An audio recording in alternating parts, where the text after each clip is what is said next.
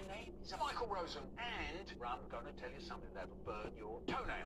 Once I went to the fridge, saw a jug in there, and I thought, what's in it? What's it? Smell it. Smells nice. Finger it, lick it. It's good. This is... What a drink! I drank a lot. Not long after, a few days later, I went to the fridge, saw our jug in there. What's in it? Syrup. What syrup? Smell it. Oh yes, this is peach syrup again. Lift the jug, drink, and drink some more, and drink some more. Wow! This isn't peach, this is... My mouth is full of oil. And then I started crying. So sad. That wasn't very bad.